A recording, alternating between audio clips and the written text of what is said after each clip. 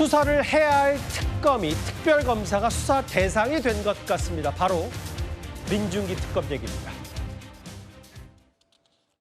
네오세미테크를 공교롭게도 김건희 여사가 들고 있어서 지난 8월 말인가 그때 특검에서 이 취득 경위 같은 걸 물어봤다고 그래요. 특검과 특검 피의자가 같은 종목을 두고 보유를 하고 있었어.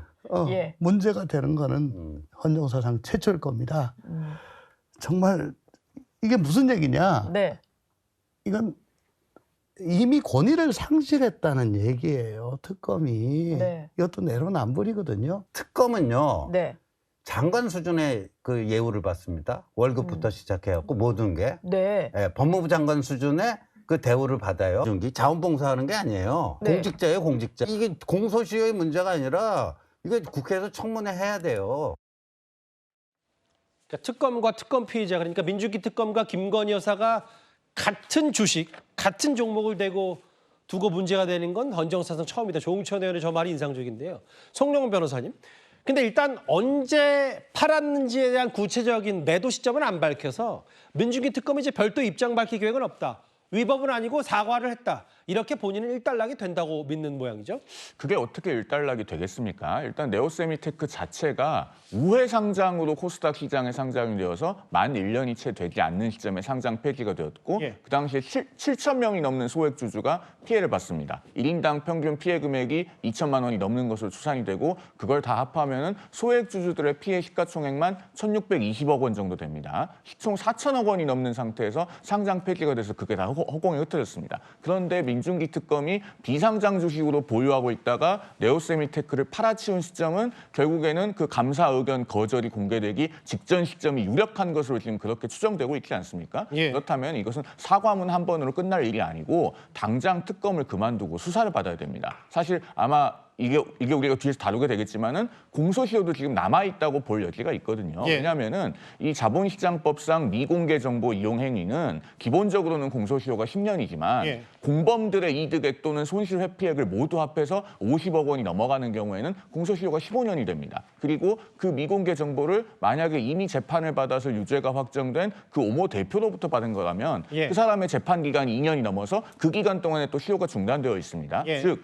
민중기 특검은 지금 수사가 가능하고 수사를 받아야 됩니다. 특검을 특검해야 될 때다라고 말씀드립니다. 그 공소시효 4천 명은 금요 피해를 받았는데 뭔가 내부자 정보를 미리 알고 공개되지 않은 미공개 주식 거래 1억 정도 넘는 차익을 거둔 거 아니냐. 그 시점, 그 해당 회사와의 관계, 그리고 어제 이른바 만주클럽이라고 해서 회사 관계자, 가족 비슷한 사람들과도 공유가 됐던 거 아니냐는 논란을 지금 야권에서 하고 있어요. 다음 화면 보겠습니다.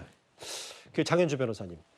이게요, 이건 무슨 규범 있는 건 아니에요. 규칙 있는 건 아니고. 근데 보통 이 특별검사라는 위치가 주는 지위와 책임감 고려했을 때 과거에 내부 정보 이용해서 시대 착오를 거둔 의혹이 있었다면 이유정 험재 후보가 잦은 사태, 김진우 공수처장 후보자, 경찰 수사와 불송치.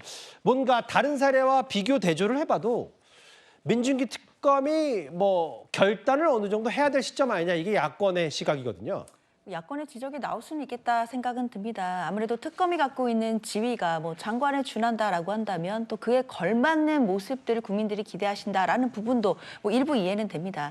다만 예전의 공직자들, 특히 고위공직자들 사례와 또 동일선상에서 비교하기는 좀 어렵다라는 생각이 드는 것이 헌법재판관이나 대법관이나 민정수석이나 이런 경우에는 사실 공직자로 임명이 되면 상당 기간 동안 그 공직을 수행하게 됩니다. 그렇기 때문에 과연 국민 눈높이에 맞는지 또는 형사적으로 쟁점이 되는지 당연히 이 부분에 대해서도 후보자들에 대해서 좀 책임 있는 어떤 모습들을 바로바로 조치가 나오는 것을 기대할 수밖에 없다라고 볼 수도 있을 텐데요. 다만 지금 민중기 특검의 경우에는 물론 지위적으로는 상당히 높은 지위이고 또 특검이 갖는 상징성을 생각한다라고 한다면 적절한 조치가 나오는 것이 또 중요할 수도 있겠지만 시기적으로 봤을 때 지금 특검 수사가 길어야 이제 한두 달 남은 상황이거든요. 아마 민중기 특검으로서는 본인에 대한 여러 가지 의혹이 제기되는 부분 이 부분도 당연히 중요하겠지만 예. 특검으로서 지금 한정된 시간 내에 결과를 내야 된다. 이 부분도 당연히 중요하게 고려해야 될 요소라고 생각합니다. 예. 그렇기 때문에 예. 뭐 수사는 수사대로 하고 아마 수사 이후에 그 특검 수사가 완결된 이후에는 뭐 관련돼서 지금 이미 고발 조치가 돼 있다라고 하니까 예. 관련 수사를 받던지 아니면 뭐 조사를 받던지 이런 조치가 이루어질 수 있겠다라는 생각이 들거든요. 예. 다만 그 전에 민중규 특검의 지금 사명이라고 할 수 있는 그 특검 수사 이 부분은 저는 흔들지 않고 보호해줘야 된다고 생각합니다. 이제 과거에 저희가 뭐 7, 8년 전 사례와 고위공직자, 뭐 지금 특검은 공직자는 아닙니다만 헌법재판관, 공수처장, 대법관 후보자들의 이른바 내부 정보 이용해서 주식 시세 차익을 거둔 의혹이 있었다는 과거에는 이 정도의 본인의 처분 얘기가 있었다면 지금은 좀 다르지 않냐라는 비판도 있어요. 근데 다음 화면을 보겠습니다. 그 최수영 평론가님. 네. 이런 건 있겠죠. 특검이 맞아요. 뭐 주식거래는 주식거래대로 본인이 이제 수사 대상이 어쨌든 고발됐기 때문에 수사를 받을 수 있는 입장이 됐다면 그런데 이제 그냥 크게 봤을 때 지금 특검이 조금 더 동력을 발휘할 수 있는 왜냐하면 또 추가 연장 얘기도 나오기 때문에 그 부분이 좀 더 중요해 보여요. 그러니까 저는 제가 보기에 동력이 많이 떨어졌을 수밖에 없다고 생각해요. 내란 특검 지금 뭐 한덕수, 박성재 장관 영장 줄기각되죠. 그리고 뭐 외환죄 얘기한다더니 유의미한 진전은 전혀 없죠. 그다음에 네. 김건희 특검 양평 공무원 사망 사건으로 인한 그 강압수사 논란이 있죠. 더더군다나 지금 특검의 가장 사령탑인 민중기 특검이 벌써 저렇게 부도덕한 신뢰 위기에 처해 있습니다. 해병대원 특검은 뭐 진술강요 협박 의혹 뭐 여러 가지에다가 지금 실적이 없어요. 어찌됐건. 예. 이러다 보니까 과연 그러면 최대 180일에서 150일까지 하는 내란, 그러니까 3대 특검을 연장하는 게 맞느냐 이런 얘기 나오는데 저는 어쨌든 특검이라는 게 이렇습니다. 예외성, 보충성의 원칙에 의거해가지고 예. 신속하고 더 정밀하게 수사해야 되는 게 특검인데 이게 무슨 문어발식으로 계속 확장만 하고 있는 것 같아서 실적은 없고 굉장히 국민들의 피로감만 높이고 있다는 생각이 듭니다. 법률적으로 이렇습니다. 저는 어쨌든 이런 특검의 수사조차, 그러니까 사법정의에서는 예. 결과, 수사 결과라든가 재판 결과도 중요하지만 그 과정도 공정하게 보여야 한다는 굉장히 중요한 원칙이 있는데 예. 지금 이게 과연 공정하게 보입니까? 신속하게 보입니까?